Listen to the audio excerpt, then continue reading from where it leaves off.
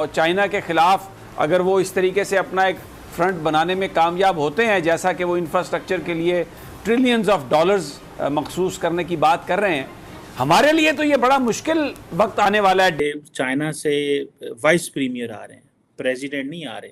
हालांकि Chinese president को आना चाहिए था। इन्हीं चाइनीज़ प्रेसिडेंट ने इफ्तिताह किया था आज से 14 साल पहले, 10 साल पहले, तो इन्हीं को आना चाहिए था 2014 में।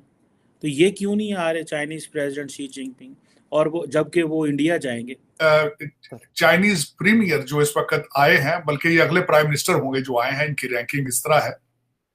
मैं उनके आने पे थोड़ी सी करूंगा डिस्कशन, और खासकर बाजौड़ के अंदर जो हुआ इसकी टाइमिंग, ये बड़े सोचे समझे मंसूबे के तहत जो है इसकी टाइमिंग को देख के किया गया है। दूसरे लोग जो इस वक्त ग्वादर में बनाना चाहते हैं रिफाइनरी, और यूएई जो आके एयरपोर्टों पे और दूसरे कई प्रोजेक्ट्स को देख रहा है, रशिया स्टील मिल को देख रहा है, ये सबको सिग्नल गया है। पाकिस्तान में होड़ मची रहती। पाकिस्तान के जो चुनिंदा ऐसे लोग हैं जो विदेशों में चले गए या कुछ थोड़ा समझदार हो गए या कम से कम यूट्यूब पर आ गए, भले उनको मजबूरी में इंडियन ऑडियंस के लिए बोलना पड़ता हो, कुछ भी बात हो, लेकिन आजकल पाकिस्तानियों के एक वर्ग से भारत की प्रशंसा और पाकिस्तान की पानी पी पी के गाली, पाकिस्तान के इतिहास पे, पाकिस्तान की फौज को, पाकिस्तान की लीडरशिप को पानी पी पी के गाली देने का लगा रहता है। और बाकी जो पाकिस्तान में है, जो नॉर्मल लोग हैं, उनकी अलग ही मौज है, उनकी वो अलग ही दुनिया में जी रहे हैं। उनको आज भी लगता है पाकिस्तान नंबर 1 है, उनको आज भी ऐसा लगता है वो जन्नत जाएंगे, उनको आज भी ऐसा लगता है 72 हो रहे हैं, लेकिन उनको आज भी ऐसा लगता है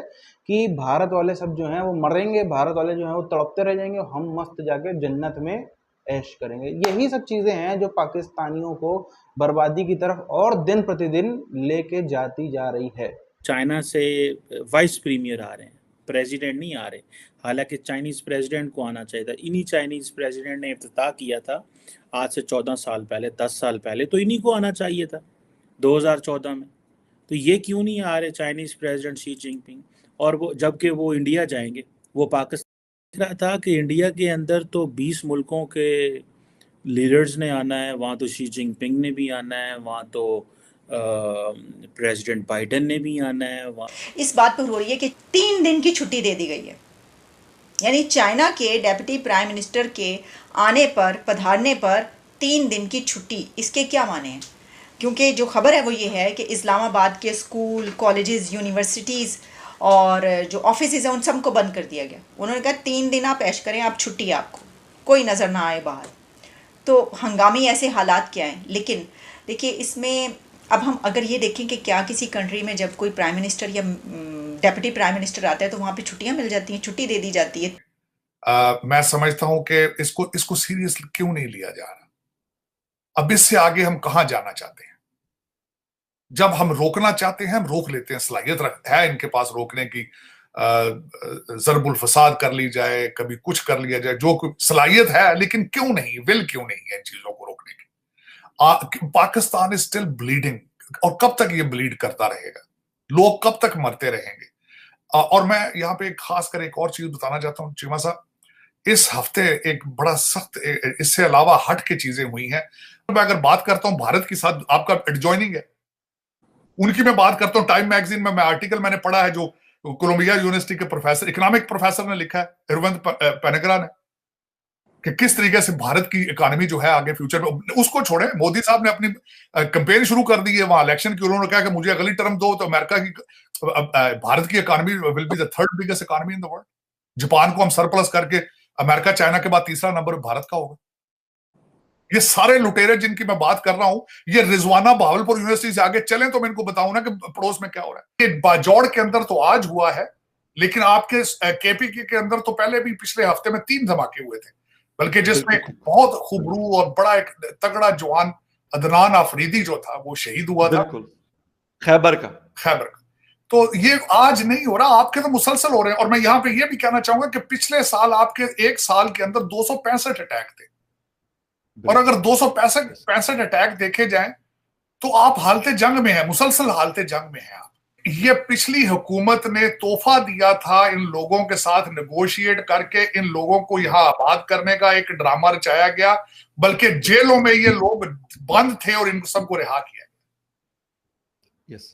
तो ये मैं समझता हूँ टाइमिंग इज एब्सोल्युटली इसका जितना भी अफसोस किया जाए कम है। लेकिन आज ये बहुत बड़ा लम्हा फिक्रिया है। हर पाकिस्तानी जो जिसको हम रूलिंग एलीट कहते हैं, वो तकरीबन 10 से 15 हजार लोग हैं जो आपके 3-4 बड़े शहरों के अंदर आबाद हैं, जिन सबके बच्चे बाहर पढ़ रहे हैं। यूएई के जो वहां पे जो शाही खानदान है, उनका बड़ा भाई फौत हुआ है तो उसकी फातिहा के लिए वो अपने अलग जहाज पे गए हैं। आपके फॉरेन मिनिस्टर साहब उसके कुछ देर बाद एक और पाकिस्तानी अपना जहाज गवर्नमेंट का लेके फ्लाई कर। बिल्कुल सर, एग्जैक्टली। अब मैं ये कहना ये चाहता हूं आपको, आप वो कौम हैं जो सिसक के नाक रगड़ के कभी फैटफ से निकलते हैं, कभी आईएमएफ से निकलते हैं। आज वो प्रीमियर ने आना था, ML1 का इफ्तिताह करना था, जो आपकी ट्रेन चलनी है, सबसे बड़ा प्रोजेक्ट है इसी सीपैक के हवाले से, जिसके आपने पहले $26 बिलियन लूट के खा चुके हैं। आपने प्रॉपर्टियां ले ली है लंदन और टोरंटो में उन पैसों से, आपने वीजे बना लिए हैं उनसे। ये वही लोग हैं, दोबारा आए हैं ट्रेन के हवाले से। कुछ ना कुछ वो पाकिस्तान में करना चाहते थे, लेकिन आप ये धमाका जो हुआ है, अब वो किस मुंह से दोबारा उनको मेरे ख्याल में इस वक्त चाइनीज प्रीमियर आया है इस्लामाबाद, तो आपने बंद कर दिया 3 दिन के लिए। लेकिन बेचारा परेशान बैठा होगा, आज जहां भी होगा परेशान बैठा होगा कि पता नहीं मेरे साथ क्या होने वाला है। 2 बंदों ने रिसीव किया है, राना सनाउल्लाह साहब ने और आसन इकबाल साहब ने रिसीव किया है। Yes sir. उनके साथ कोई भी बंदा पीपल्स पार्टी का नहीं था। उनके साथ कोई भी जेयूआई का नुमाइंदा नहीं था। यस सर, बिल्कुल सही है। और ये सिग्नल क्या जाता है? ये भी सिग्नल ये जाता है कि हम इकट्ठे नहीं। यस, यूनिटी नहीं है। यूनिटी नहीं, ये सिर्फ नून लीग इसमें इंटरेस्टेड है, दूसरी कोई पार्टी इसमें इंटरेस्टेड नहीं है। का बनता था यहाँ पे यूनिटी शो करने के लिए, अगर पाकिस्तान की तरक्की जहन में हो तो। अगर पाकिस्तान की तरक्की जहन में, अब मैं ये बताना चाहता हूं कि एक तो चले वो दहशतगर्दी का आपने आज उनको मैसेज भेज दिया है, दूसरा मैसेज भेज दिया कि politically we are not on one page at the same time. ये दूसरा सिग्नल है। और अगर आप ये उस मुल्क के साथ कर रहे हैं जिसके बारे में आपका हर लीडर चीख के कहता है कि हमारी दोस्ती हिमालय से ऊंची है। हर दुनिया में जो इंसान पैदा हुआ है वो किसी के लिए बहुत ज्यादा कीमती होता है, बहुत ज्यादा कीमती होता है। और दूसरा मैं समझता हूँ खून और दुख का और गुर्बत का, भूख का कोई मजहब नहीं होता। इस पे ये कभी सोचना कि वो किसी के मौत के ऊपर आप उसका मजाक उड़ाए, बहुत गलत। आज जो कुछ हुआ बहुत ज्यादा टाइमिंग सब गलत है। इससे पहले अभी तक 9 मई के आपके अभी जख्म नहीं ठीक हुए, और दूसरी ये आज हो गया। शबर जैदी साहब है फेडरल ब्यूरो ऑफ रेवेन्यू के हेड थे पहले, पिछली गवर्नमेंट के, और जी चेयरमैन थे। और उन्होंने उसमें फखर साहब 3 चीजों को आइडेंटिफाई किया। माफिया, एक माफिया उन्होंने एग्रीकल्चर माफिया की बात की है। उन्होंने कहा जब मैंने उनके टैक्स की बात की थी तो शाह महमूद कुरैशी साहब अपना जुलूस लेकर आ गए थे एमएनएस के सारी पार्टियों के। उन्होंने कहा था हम टैक्स देंगे। फिर उन्होंने कहा कि मैंने स्मगलर के पीछे गया था, उसको मैंने टैक्स का भेजा था, तो एस्टेब्लिशमेंट के एक सदर्न कमांड के जो कमांडर थे वो आ गए थे। उन्होंने कहा था कि इसको नहीं छेड़ना आपने, ये जिस इलाके का स्मगलर है वहां पे बेरोजगारी बहुत है। हर बीतते दिन के साथ में, हर दिन की बर्बादी आने के साथ में पाकिस्तान की बेचैन बहुत ज़्यादा बढ़ रही है।